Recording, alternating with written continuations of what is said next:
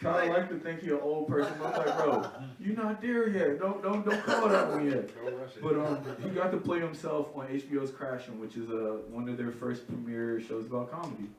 And he got to be himself there, which is dope. So whatever you're doing in life, keep being yourself. Right. I think that's a great way to start it.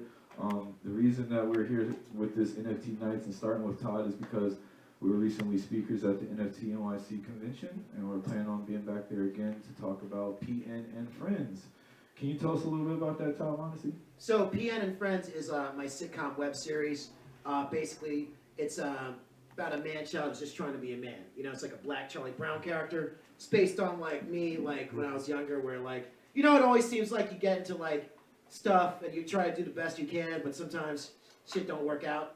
So I kind of made a show about that, like sort of like a Black Kirby Enthusiasm. Can you kind of jump into the future or more present and Right. kind of explain to the room how art led, like the usage of visual art outside of filmmaking, how that led to the NFT journey that we're on now? So like fast forward. So basically, what we do with our show is that we incorporate pop culture and commentate on that. You know, like South Park. You know what I'm saying? And you know, once the pandemic hit, we got like, I had to incorporate the pandemic and all that shit because the pandemic's weird. You know what I'm saying? It's weird. It's crazy. So I was like, yo, let's do like characters from multi dimensions and shit, right? So while we were doing that, like I discovered like I got into crypto, right? I got into crypto during the pandemic. Like, long story short, I got paid for a job in crypto years ago, but I immediately flipped it because I was like, oh, I don't know what the fuck this is. Now I could buy a Metro card because it went double like after the end of the month. If I kept that, I would have been, you know. But with the pandemic, everyone's like connected with the phones and it's one world now. You know, let's be honest. Like everybody's, you can communicate with somebody in China right about now. You know, I figured obviously everything's fast. Currency's gonna be fast too. You know what I'm saying? So I got into that, and I started learning about NFTs once that got popular, like around like early 2021. And I think I was watching a video with Gary Vee talking about NFTs and how they're like these digital collectible things, right? Yeah, you can check it out, man. Yeah, these are comic books part of the NFT project. So basically, like at first I was like, yo, this is stupid. Why would someone buy like a JPEG and just like pay thousands of dollars for that, right? Because initially you're thinking like, oh, this might be a good hustle, you know? But then I realized like it's not about that. It's about the community, and it's also about the utility. Like, what do you get behind it, you know?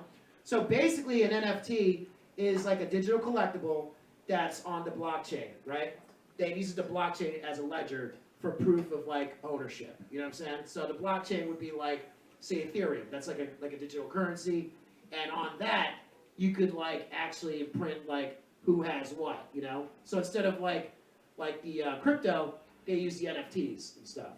You know? So basically you could use that to trace who has it or who doesn't have it. Now the thing is, it's also like decentralized, so it's like you can hide, because like with different wallets, there's ways you can hide like who runs it, who doesn't. But with NFTs, the cool thing is like you could say you own it, and then like use that to your advantage. You know what I'm saying? So what I'm doing is like I incorporated NFTs into my project because it sounds like crazy and sci-fi. You know what I'm saying? It's like it seems like it's the only thing that's futuristic about like shit now. Like everything else is like ghetto, except like Ethereum. NFTs! Like, it sounds like some Final Fantasy shit, right? So I incorporated that, and the NFTs, the way I use NFTs is that, like, in the story, I use it as a storytelling piece. So, like, if you have an NFT, it's like having, like a game piece in our show. You know what I'm saying? There's only going to be 1,100 NFTs in our show, right? And if you own one, you get to become, like, part of the show as a character. Like, we have, like, a shadow group in the show, right? And they mess with PN and get to vote how to mess with PN. Like, it could be good guys, it could be bad guys, it depends. So, but while we're doing that, we also have like ongoing value. So we collaborate with different artists, and each artist like develops their own like, we give them like a script, an outline, and then they do their own comic book run with it. You know what I'm saying? We treat it like comic books. So we can introduce characters that we want to do, or storylines, like old school, like remember like Marvel comic book cards? Mm-hmm. Like I treat it like that because these are collectibles to me. It's like I want to make it fun, and basically like there's gonna be ongoing value. So we have like physicals, like the ones you have now, like in the first drop, which was Magic, the second drop, which was his cousin Magic, who's a great talented artist who helped us make out T-shirts and stuff. Basically, like, we made trading cards for him, you know what I'm saying, for that drop. So if you buy one of our NFTs from his drop, you also get like a physical trading cards and pack, and those are limited, you know what I'm saying? We only like make a limited amount. So you get like first collectibles while, you know, and also that runs over too. So like, as long as you hold one of our NFTs, like even in the next drop, you'll get the physicals from that as well, you know what I'm saying? Now you're saying like, okay, so I just need to buy one NFT. What about like, what makes you want to buy another one, right? In our show, again, the shadow government, you get more power in the show. So if you have more NFTs, you gain more power. You know what I'm saying? Like in voting in the show. You know what I'm saying? But not only that, but you also like, there's cancellations as well. Like there's like sub coins in our NFT project, like the PNNFT. You know what I'm saying? So say if there's like a powerful character in one of the, you know, in the PNNFT's ownership, like they call a whale, they could get like, their voting could get null and voided with the PN. You know what I'm saying? Because the PN could cast and be like, I don't want to hurt PN with this. So it's going to take away 2 votes. You know what I'm saying? So it's going to be gamified. Because like what we're looking to do is like incorporate the metaverse into our sitcom. You know what I'm saying? Where basically like the viewers, the fans get to be part of our show through the NFTs. You know what I'm saying? So it's kind of like you're a producer investing in the project. A lot of independent filmmakers, they might say, hey, I can make you a producer if you help us buy the lights, right? So you're a producer on that project by investing in it. And so I think in this space, Todd is now introducing the idea that NFT collectors can help influence the storylines. If you're a fan of the show and you want to, you know, mess with David the voice, Mia's sick. If you want me to say less or say more, there might be a vote for that. You know. And the cool thing is too, like when we go to like the next level, like television and like HBO, we get to incorporate the people who have the NFTs on our show. So we might be like, hey, you got a special game piece in the show. Can we want to get you in our show? You know, we'll pay you and all that stuff, and you'll get it shouted out, you know, on the show. This like I thought about this like Game of Thrones, right? Like Game of Thrones is super popular. Like imagine being a part of that show as a fan, even if it's like limited wise. Like, oh wow, I'm a Meister on the show. I got my own dragon NFT, so they just shouted me out on the show. You know? Like if you notice, crypto's down right now, like because that's basically money, you know. But like with NFTs, they're digital collectibles, so it's like people still want to buy, people still want to like trade. So it's not depreciating at this point, staying at it. I mean, it's depreciating. Like for example, like the like if you're minted, like if you have NFTs up for sale, right? Like on Ethereum, because like the prices are down to buy, so you can buy them on the cheap, you know.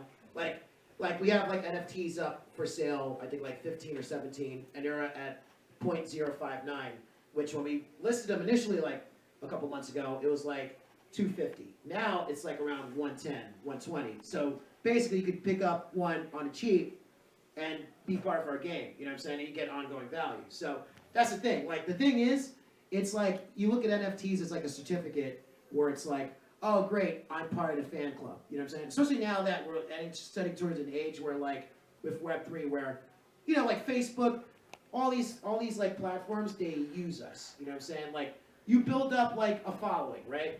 On Twitter or something like that. And then all of a sudden you have like say 3,000 or 2,000 people.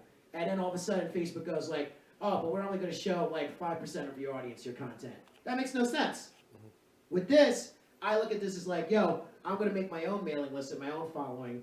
And I'm going to reward the people who support me. You know, not just a GoFundMe, but like, yo, if you support me, you get ongoing value and you get to be part of our show. You know what I'm saying? So when a day comes where like the mainstream gets into you, you'll have the opportunity to sell your stake, your NFT, and make money out of it. You know what I'm saying? So like we have friends like Antonio, right? He's a good friend of mine. He brought like 5 or 6. And he was saying like, yo, when it blows up, I'm gonna sell like maybe 2 or 3, and then still keep 3 to play with the game of like the PN and friends and all that stuff. You know what I'm saying? So that's the thing. Like you gotta look at it not just I mean, everything's a hustle, but this is like more like rewarding your following and rewarding your followers and your believers. You know what I'm saying? Like I was talking to Flames the other day on like one of our Twitter spaces. It takes imagination. You know what I'm saying? You gotta like look at it like more than just like what's in front of you. You gotta look at the opportunities. Like with the stock market, like it takes a lot to like learn about it and to like invest in it. You know, like people think like, oh, I'm gonna get rich quick on being on stock. No, it takes a long time. Just like with crypto, it takes like you gotta look at like what works and what makes sense. You know, and there's gonna be a lot of projects out there that basically don't make sense. You know, that's just like, hey, this is a copy of like this popular thing. We're just trying to take your money. You know, you gotta look at outside the box and go, what type of, all right, the creator of this project, are they going to be in it for the long haul? Are they rewarding their following? Do they have a vision? Do they have like a goal? Do they have like a, you know, a whole like timeline of what they're looking to do with their project? And that's the thing, you know what I'm saying? And again, you could use this for yourself with like music. Music, like for example, imagine if Wu-Tang Clan had NFTs, like when they popped out. You could be a member of the Wu-Tang Clan by buying one, and there'd be like thousands of soldiers, you know? Like I would love that to be a kid and be like, yo, I'm a member of the Wu-Tang Clan. I brought my NFT. Sue. Yeah. Be a Wu-Tang killer bee, you know? Like, there's only 10,000 killer bees. Who's gonna be a killer bee here, you know? That's real. Yeah. So I mean, look at the big picture, you know? Like, you can do whatever you want within reason. You know what I'm saying? Now, can I ask you a little bit about how NFTs and at this point how it's helped you as an artist from the commercial aspect to the promotional aspect and the marketing aspect? Well, initially, like basically, I invested a lot in these NFTs. Like I pay the artists, I do the marketing, I pay the PR. Like I'll post on PR sites and all that stuff. That takes a lot of money. And the thing is, like, this has helped expand like the mythology of the show. Like, look at the I would have made a comic book if it wasn't for the NFTs or the T-shirts or anything like that, because like I wouldn't have seen that. You know what I'm saying? Like this has expanded the story for me, and it's also expanded the visuals, so people go like, oh wow, I get it. Like this is like Seinfeld meets the Marvel Universe. That's crazy. Like you know what I'm saying? Like this has expanded the comedy of the show. Like we could do like meta humor and like all this crazy stuff. Like Sick has become very popular because of his aesthetic with the masks, different masks and stuff. And like it's cool, and it's helped like put ourselves out there in like the mainstream.